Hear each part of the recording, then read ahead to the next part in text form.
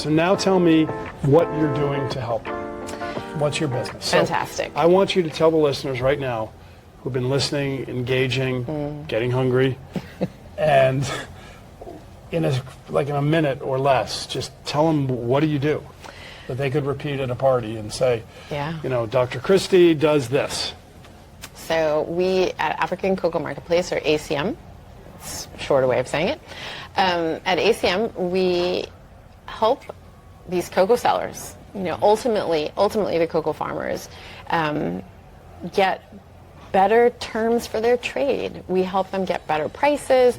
If they need impact investments, then we can facilitate that.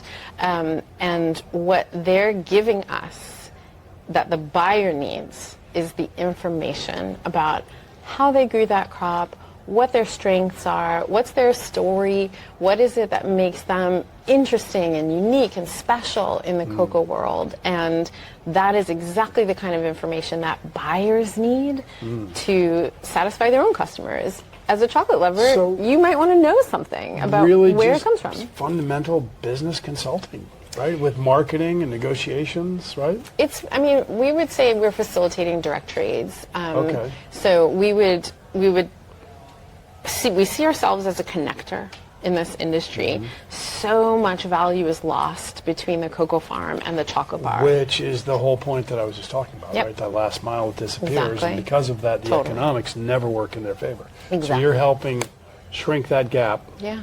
and help them with other things you probably can't help them with, like empowering them in general around not only connections, but negotiations and some way to tell their story in the market. That's exactly it. But step one for us is to hear their story.